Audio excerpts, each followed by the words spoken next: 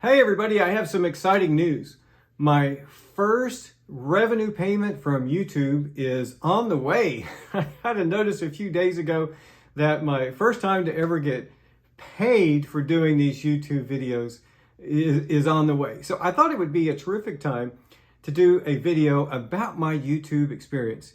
I'm going to talk a little bit about my monetization, how and when that happened, why I'm on YouTube in the first place, and just some of my experiences with it. And hopefully you'll learn something and maybe you'll even want to start a channel yourself. So are you ready? Hey everybody, it's David from David in Progress, where we talk about financial independence, retiring early, and living your best life now. This video is about my YouTube experience. So I'm going to put that in that category of living your best life now. So the first thing I want to talk about is my backstory about the channel in the first place. December 4th of 2023, that's the date that I got laid off. And it wasn't just me, it was thousands of people at T-Mobile and tens of thousands of people around the country going through a layoff. And I thought at the time it would be great to make a video about the having been laid off experience and give some advice to others on what to do when you are laid off. I got a lot of experience in the world of layoffs.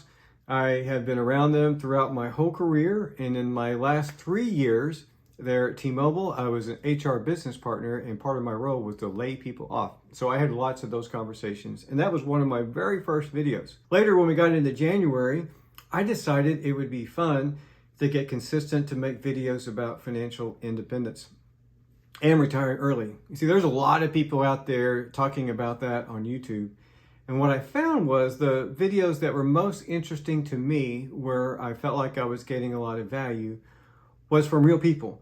Not the, and no offense to any of these folks, but not to the 30 or 40-year-old who is a CFP, a certified financial planner, talking about their clients and what they should do and not do, but actual people that are out there doing it and doing it well, doing it with mistakes, all kinds of things. And I figured I fit in that category, and those were something that I wanted to share. The other thing is that in those many years leading up to my financial independence, I was a bit of an obsessive nut about it. I passed out books, I facilitated the Dave Ramsey course, and unfortunately, I found out that very few people actually care. You talk about being out of debt or saving at a high rate, most people don't listen. They're too caught up in today. Well, there are over 1 billion people on YouTube, so I figured among that billion people, there's got to be someone out there who is going to listen and learn from what I've learned over these 20 plus years of investing and thinking about financial independence. So that was really my first why with it. And it turned out to be fun. And for someone who did not have a job, it gave me a purpose. So one of the things when you retire and you transition out of full-time work that really catches people and causes a lot of issues is the lack of purpose. You no longer have a job. I see things about, every day is a Sunday, that kind of stuff. Well, that's cool for a couple of months, but at least in my case, I'm a bit goal-oriented. I needed a purpose, something that gave me a tangible goal, something to accomplish, and YouTube has been that for me. My goal is to put out one video a week. That's it. And it is a lot harder than you might think, but it gave me that purpose. So my why was to share knowledge, and then the give back to me was be able to get the purpose. Yeah, something that has really surprised me is the community, especially those of you watching this that are regular watchers, so to speak. I love you. You leave messages, we interact. And some of you, especially the fellow YouTube type folks, I feel like we're somewhat internet friends, if that makes any sense. And that really surprised me. I wasn't really thinking about having a sense of community, and that has been great. One of the deltas, one of the hard things is that coming up with a topic can be difficult. What I do is something pops in my head, I just pop onto my phone and I have a little spreadsheet and I put the topic idea. And that's something that I do. It is amazing that about 10 minutes of video probably takes me, 6 to 7 hours of work. And that's probably mostly my own fault. I overthink things. You know, it's weird being on a camera like this. I do love the editing.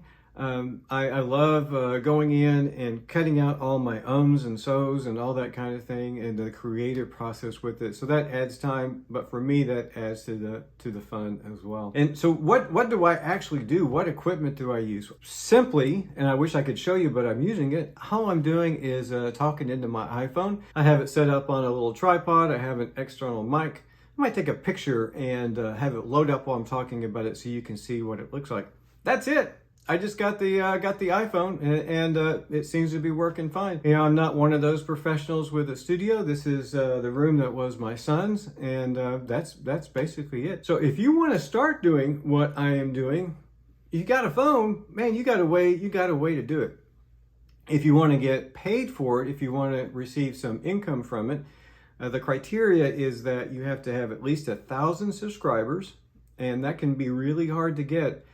Depending on you know, if your channel gets picked up or not by the algorithm. We'll talk about that in a second. And then 4,000 watch hours. I found that getting the initial 1,000 subscribers was far easier than the 4,000 watch hours. Now, what happened for me back in February or so, I had one video, and I did one about retiring at 56, that for whatever reason, the YouTube algorithm picked up, and that got 53,000 views. And really, that was the catalyst that got me to the subscribers I needed.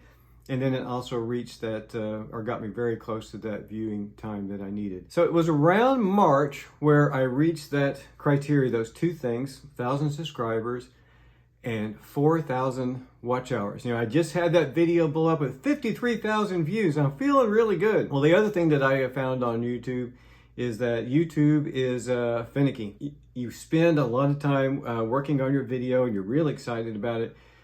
You post it. In my case, I just had a video with 53,000 views, and it seemed like after that, the views just kept going down. I'll put a little screenshot up here. So I had this one video, let's see, the retired early, 3 financial planning regrets. And you can see the amount of views there at 2,400. And then after that, you can see the views just gradually drop into the hundreds. And that last one there, 132 views. I don't know what picks things up on the algorithm. I don't know what causes people to choose to watch something or not. You know, they say it's the thumbnail. You got to have a great thumbnail and all these things. And of course, you need good content. But it can be frustrating. You spend a lot of time working on a video and you get very few views. What really turned my mind around, take that 132 view video, for example. I started picturing my house with 132 people in it who are all talking about something that I recorded. And it really made me feel great. The reality is, whether you have 10,000 views or 100 views, someone watched. And if you're one of those people, again, I very much thank you. And that's really what is important to me, more so than the actual monetization and any revenue that I might possibly receive. But anyhow, enough of that. How much is that check or that payment that is coming my way? How much is it? Well, let's pull up a screenshot and look at that. There it is, a whopping $132.75, and that is before taxes being taken out. Again, it is not about the money, it's about the impact. The impact to someone who may watch it and decide to do something different with how they handle their finances or live their life. And for me, the impact of that weekly goal of something that I am striving to achieve. So $132.75. So far in August this month, I've released a couple of videos and my estimated earnings is a total of $7.52. Well, I'm not going to go out and buy a new car with that, but hey, it's $7.52, well, before taxes, than I had before. And so that is it. That is how much I've earned so far. I just want to thank you. I want to thank everyone who is watching this now, who has ever watched one of my videos, who's ever hit that thumbs up, or if you're a subscriber, especially, thank you as well. You have made this happen. I could not be more excited, and I couldn't be more thankful for the experience, but especially for you. So let me ask, have you thought about starting your own YouTube channel? I want to leave some links down below for some of my favorite channels that are at less than 1,000. Please subscribe to those. The key thing is to watch their video all the way to the end and give them to the like. There's some channels out there that are way less than 1,000 that deserve tens of thousands. And I've got some links below for you so you can help those channels blow up. So leave me a comment. If you're new here, what do you think about YouTube? Are you thinking about starting a channel yourself? Did it surprise you that the monetization was so low? Or do you think it should be more? So I just love to hear from you, but more importantly, just thank you so much. Thank you for watching the channel. You are appreciated.